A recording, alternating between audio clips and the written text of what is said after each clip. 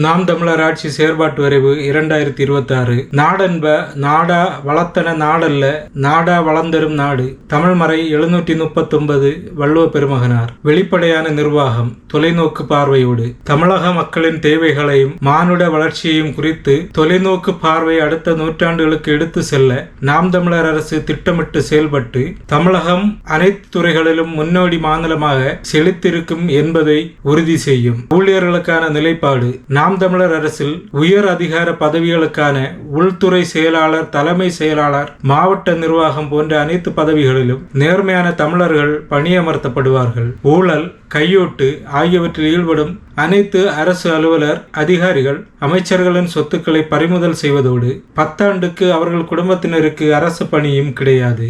ஆசிரியர்களுக்கு இருப்பது போல அனைத்து துறை ஊழியர்களுக்கும் முதுநிலை அடிப்படையில் வெளிப்படையான இணையவழி ஆலோசனை மூலம் இடமாற்றம் வழங்கப்படும்.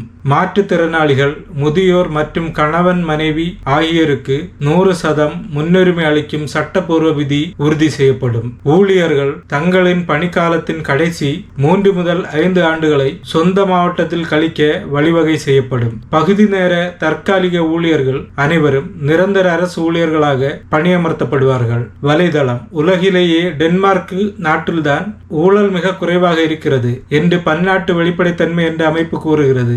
அதற்கு காரணம் அங்கு அனைத்து செயல்பாடுகளும் மக்கள் பார்வைக்கு வெளிப்படையாக வைக்கப்படுகிறது. அவ்வாறே நாம் தமிழர் அரசு முழுமையாக வெளிப்படை நிர்வாகத்தை கடைபிடிக்கும். அரசு ஒதுக்கும் நிதி எந்த திட்டத்திற்கு எவ்வளவு செலவிடப்படுகிறது என்பதை மக்கள் நேரடியில் பார்க்கும் இணையதள வசதி உருவாக்கப்படும். ஊழலை சுட்டிக்காட்டுபவர்களின் அடையாளங்கள் பாதுகாக்கப்படும் வகையில் உயரிய பாதுகாப்பு சட்டங்கள் வலிமைப்படுத்தப்படும். முதன்மை திட்டங்கள். ஒவ்வொரு துறைக்கும் இணையதளம் உருவாக்கப்படும்.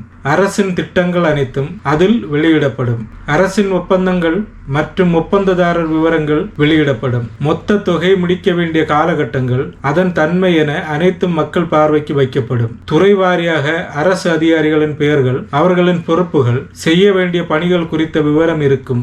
ஒவ்வொரு துறைக்கும் ஒதுக்கப்பட்ட நிதி எவ்வளவு, செலவிடப்பட்ட விதங்கள் என்ன என்ற வரவு செலவு கணக்குகள் தொடர்ந்து வெளியானபடி இருக்கும். நமது அரசுக்கு எந்தெந்த வகையில் நிதி வருவாய் கிடைக்கின்றது, அதை கொண்டு துறைகள் ரீதியாக ஒதுக்கப்படும் நிதி எவ்வளவு என்ற விவரங்களை நாம் தமிழர் அரசு வெளியிடும். அறிவுரைஞர் அவயம். ஒவ்வொரு துறைக்கும் 50,000 80,000 என்று அவயம் அமைக்கப்படும். இந்த அவயத்தின் ஆய்வுரை திட்டங்களின் பேரில் அந்தந்த துறைகள் செயலாற்றும். அரசின் திட்டங்கள் மக்களை சென்றடையாமல் எங்கே தடங்களாகி நிற்கிறது, அதற்கான தீர்வு என்ன என்பதை கண்டறிந்து உரிய நடவடிக்கைகள் எடுக்க இந்த அறிவுரைஞர் அவயம் செயலாற்றும். மக்களும் கண்காணிக்கலாம். ஊராட்சி முதல் மாநகராட்சி வரை அதன் நிர்வாகத்தில் வெளிப்படைத்தன்மை இருக்க வேண்டும். அந்த நிர்வாகம் குறித்த தகவல்களும் மாவட்ட வாரியாக இணையத்தில் தனி பிரிவாக வெளியிடப்படும். மக்களின் கோரிக்கை மனு எந்த அதிகாரியிடம் இருக்கின்றது, அதன் மீது என்ன நடவடிக்கைகள் எடுக்கப்படுகிறது என்பதை வெளிப்படையாக அறிந்து கொள்ள விண்ணப்பதாரர்களுக்கு ஒரு குறியீட்டு எண் வழங்கப்படும். அதை வைத்து அவர்களே இணையத்தில் தங்கள் மனு குறித்த தகவல்களை வெளிப்படையாக அறிந்து கொள்ளலாம். இதன் மூலம் கையூட்டு ஊழல் தவிர்க்கப்படும். பொறுப்புடைமை உரிமை. நாட்டின் குடிமக்கள் அரசின் திட்டங்களையும் துறைசார் சேவைகளையும் உரிய நேரத்தில் பெற்று பயனடையும் வகையில் அதனை கையாளும் அரசு அதிகாரிகள் மக்களிடத்தில் நேரடியாக பொறுப்புடைமை கொண்டிருக்க வேண்டியதை கடமையாக மாற்றிட வேண்டும். பொதுமக்கள் அரசிடத்தில் விண்ணப்பிக்கும் சேவைகளுக்கு குறித்த காலத்திற்குள் தீர்வு எட்டுகின்ற முறை நடைமுறைப்படுத்த வேண்டும். தகவல் அறியும் உரிமை சட்டத்தின் வழியே பொது தகவல் அதிகாரியிடம் தகவலை கேட்டு பெறுவது போல ஒரு சேவையின் நிலை, அதற்கு குறித்த காலத்திற்குள் தீர்வு காணுவது போன்றவற்றிற்கு அதிகாரிகளை பொறுப்புரிமை கொண்டிருக்கும் வகையில் உரிய காலத்திற்குள் தீர்வு காணும் உறுதியை விண்ணப்பித்த மக்களை பெற வழிவகை செய்ய முடியும். அவ்வாறு குறித்த காலத்திற்குள் சேவையினை அரசு அதிகாரிகள் வழங்காத நிலையில் அவர்கள் நேரடியாக குறிப்பிட்டவருக்கு பொறுப்பாகும் முறை இதன் மூலம் நடைமுறைப்படுத்தப்படும். இந்த பொறுப்புரிமை கடமையை அரசியலமைப்பு சட்டத்தின் உறுப்பாக இணைப்பதற்கான முயற்சிகளை நாம் தமிழர் அரசு முன்னெடுக்கும்.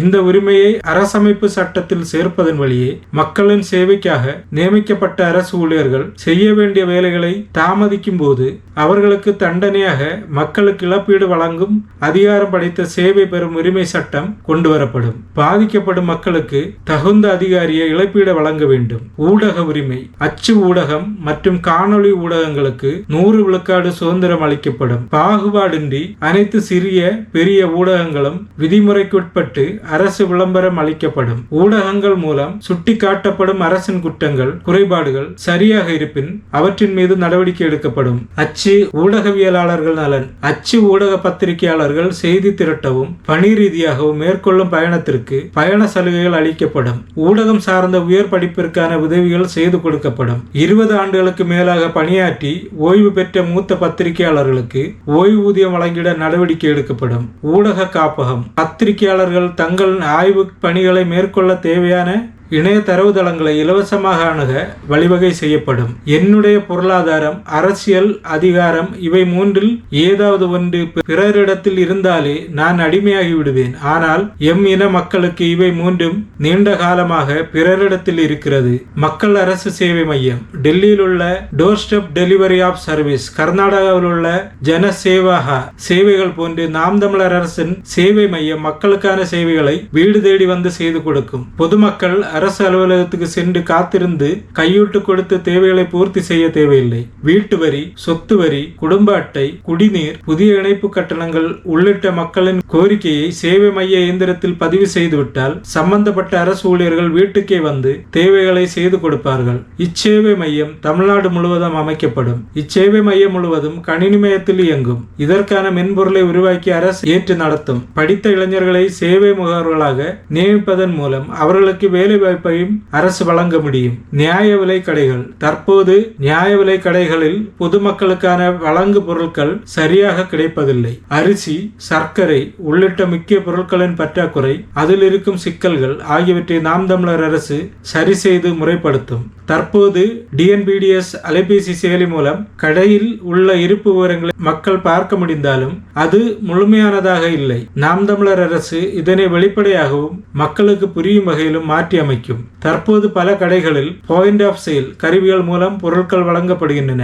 வருங்காலத்தில் இது தானியங்கி இயந்திரங்கள் மூலம் வழங்கப்பட்டு முறைகேடுகள் 100% தவிர்க்கப்படும். சிற்றூர்களில் 200 குடும்ப அட்டைகளுக்கு ஒரு நியாய விலை கடையும், நகரங்களில் 100 குடும்ப அட்டைகளுக்கு ஒரு நியாய விலை கடையும் அமைக்கப்படும். கணினிமய நிர்வாகம். நாம் தமிழர் அரசு அனைத்து அரசு துறைகளையும் சேவைகளையும் முழுவதுமாக கணினிமயமாக்கும். கணினிமயமாக்குவதன் மூலம் கையூட்டு, ஊழல், நேர விரயம் பெருமளவு தடுக்கப்படும். கணினிமயமாக்கலில் செயற்கை நுண்ணறிவை இணைப்பதன் மூலம் கோப்புகளை ஆய்வு செய்வது மற்றும் ஒப்புதல் வழங்குவதை மனிதன் தலையீடின்றியே நடைமுறைப்படுத்தலாம். இது கையூட்டு பெறுவதை முற்றிலுமாக ஒழிக்கும். எனவே அரசு துறைக்கு தேவையான அனைத்து மென்பொருட்களையும் வலைதளங்களையும் அரசே ஒரு மென்பொருள் நிறுவனத்தை உருவாக்கி அதற்கான பொறியாளர்களை அரசு ஊழியர்களாக நியமித்து தன் தேவையை பூர்த்தி செய்து கொள்ளும். ஜெர்மனி மியூம் நகரம் தனது நிர்வாகத்தை முழுமையாக லினக்ஸுக்கு மாற்றியது. இந்தியாவிலேயே கேரள மாநில அரசு தனது பள்ளி கல்வி மற்றும் பல அரசு துறைகளில் ஓபன் செக்யூர் மென்பொருள்களை பயன்படுத்தி கோடிக்கணக்கான ரூபாயை சேமித்துள்ளது.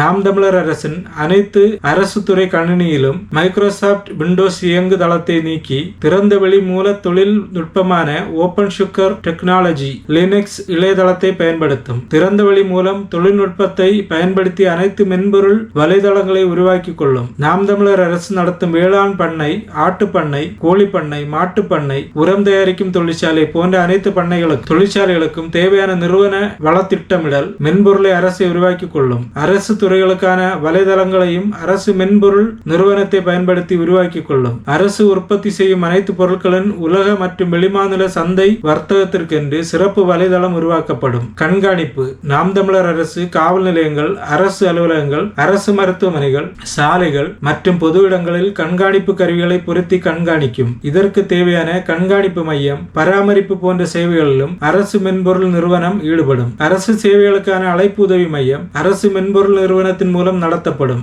மாதிரி சிற்றூர் பேரூராட்சி. ஒவ்வொரு சிற்றூரும் திருநெல்வேலி மாவட்டம் ஜமீன் தேவர்குளம் போன்று மாற்றப்படும். இச்சிற்றூர் 2014-2015 காலகட்டத்திலேயே தொழில்நுட்ப கிராமம் என்று ஊடகங்களால் கொண்டாடப்பட்டது. தெருக்களில் CCTV புகைப்பட கருவிகள் பொருத்தப்பட்டு ஊராட்சி அலுவலகத்தில் இருந்து கண்காணிக்கப்படுகிறது. ஊர் முழுவதும் ஒலிப்பதிவு ஒலிபெருக்கி அமைக்கப்பட்டு அரசு திட்டங்கள் மற்றும் அவசர தகவல்கள் உடனுக்குடன் பகிரப்படுகின்றன. பொது இடங்களில் சுவரொட்டிகள் ஒட்ட, பதாகைகள் வைக்க அனுமதி இல்லை என்ற கட்டுப்பாட்டை மக்கள் தாமாகவே கடைபிடிக்கின்றனர். ஜமீன் தேவர் குளம் போல அனைத்து கிராமங்களும் மாதிரி ஊராட்சிகளுக்கு நிதி அதிகாரம் வழங்கப்படும். கிராம சபைகள் வெறும் பேரளவில் இல்லாமல் உண்மையான அதிகாரம் கொண்டதாக அமையும். அதே போன்று ஏர்வாடி பேரூராட்சி அதன் தூய்மை மற்றும் முறையான வரி வசூல் மேலாண்மைக்காக பலமுறை பாராட்டுகளை பெற்றுள்ளது. நவீன சாலை வசதிகள், குப்பைகளை முறையாக தரம் பிரித்தல் மற்றும் வரிப்பணத்தில் வெளிப்படைத்தன்மை ஆகியவற்றை செயல்படுத்திய ஒரு பேரூராட்சியாக இது அறியப்படுகிறது. ஏர்வாடி போல வரிப்பணத்தை முறையாக பயன்படுத்த ஒவ்வொரு பேரூராட்சிக்கும் பொதுவில் ஒரு மின்னணு நிர்வாக பலகை,